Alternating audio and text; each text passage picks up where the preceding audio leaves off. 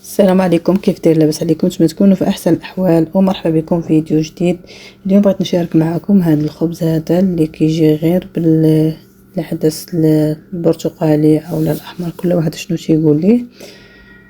مهم بدون دقيق، بدون دقيق الابيض ولا القمح ولا الشعير، ما كاينش كاع من هادو حتى شي حاجه. ومهم تيجي فحالو فحال الخبز الاخر، بديل الخبز. بالنسبه لي انايا جاني مزيان، لخاطش انايا بدون الخبز ما كنقدرش ناكل اي حاجه. داك النواشف ما تيديروا لي والو الصراحه. كنبغي الخبز ضروري، من الخبز اذا ما كانش الخبز راه ما كاين والو. ولفتو بزاف واخا دار لي الكلشي، ولكنني ما كنقدرش نستغنى عليه.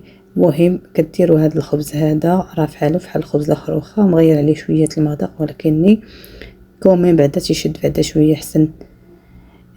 كنبداو على بركه الله. اول حاجه اللي كنحتاجو ليها كناخذوا جوج سلايف ديال العدس الاحمر، وكنديرهم في شي زلافه كبيره او لا اناء، كل واحد شنو عنده، وكنضيفوا عليها الماء، كنخليوها مرقده واحد الليله كامله، ومن بعدها كنصفيوه كما شفتوا راني مصفياه. كنحتاجوا جوج بيضات، يوغورت، الملح، معلقه ديال السكر، اللي بغا يدير ماشي يديرو يستغنى عليه، خميره ديال الحلوى، خميره ديال الخبز، وزيت الزيتون، نص كاس ديال زيت الزيتون. المهم هاد الطريقه هذه راها زوينه، واللي بغا يستغنى حتى على البيض ويوغورت اللي ما عندوش يقدروا يستغنوا عليها. المهم يجربوا هاد الطريقه ويجربوا الطريقه اخرى يستغنوا عليها، تقدر تكون احسن، حيت البيض كيكون شويه ثقيل. ومن بعد كنضيفوا كنديرهم في المولينكس او الطحانه ديال العصير، كنخلطوا كاع جميع المواد كلهم، كنضيفوا العدس، الزيت، كل شيء. كنضيفوا يوغورت، الملحه، السكر، الخميرات، الحلوى، خميرات الخبز. تقدروا كاع تستغنوا حتى على الخميره ديال حتى على الخميره ديال بيكن باودر، نسيت ما قلتهاش لكم. مهم تقدروا ديروا غير هذاك كما قلت لكم، غير الزيت والعدس والحليب، اولا ديروا غير الماء. المهم كتخلطوا هذا الخليط كامل كما شفتوا، راه تيجي عاقد بزاف وما بغاش يطحن ليه لحقاش كلشي شويه ناشف. ومن بعدها كنبقاو نزيدوا مره تنطحنوا، كنضيفوا الماء. شو واخا كطحن ما كانش تتحرك كاع. المهم كنبقاو نزيدوا الحليب مره تنزيدوه باش كيجي الخليط شويه عاقد، شويه مرخوف عفوا.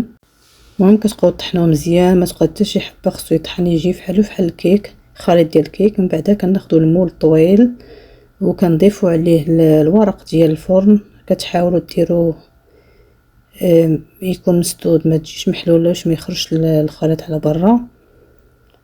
وكنخوي الخليط، كنخوي في المول الطويل، راه كيجي جاري. المهم حاولوا تجريوه كتر لحقاش جات شويه عاقده.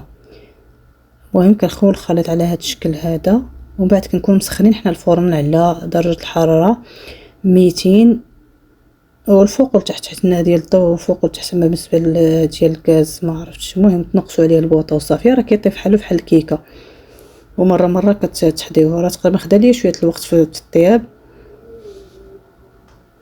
وكنحاولوا نقادو على هذا الشكل هذا، ما تخليوش، تحاولوا تسدوا ديك الجهه اللي كتكون فيها باش ما يخرج لكم في الجن. ومن بعد تندخلوه للفرن، كنخليوه يطيب. المهم كما قلت لكم من الفوق والتحت، تحاولوا ما ديروش لاطه لتحت، خلي غير هاي الشبكه ديريكت. ومن بعد ما تنخرجوا كيجي على هذا الشكل هذا. راه كيما خرجتو كيما حطيتو درتو في الفيديو ديريكت، ما خليتوش حتى برد زربت عليه. وفي الاصل خاصو يبقى حتى يبرد على خاطرو. انا كنت خفتهم يخسروا لي الدراري داكشي علاش زربت عليه. المهم راه باقي سخون، حتى في التقطاع ما تقطعش مزيان. عرفتوا الحاجه ملي كتكون سخونه راه ما كتجيش في التقطاع كما بغيتو. المهم هذا الشكل ديالو ها هو الشكل كيفاش كيجي، فحالو فحال الكيك. راه كما شفتوا السخونيه طالع منه، الدخان طالع منه. المهم هذا هو الفيديو ديالنا اليوم، نتمنى يعجبكم هذا الفيديو. شكرا لكم بزاف على التشجيعات ديالكم وعلى التعليقات ديالكم، ونلقاكم في الفيديو القادم ان شاء الله، ومع السلامه.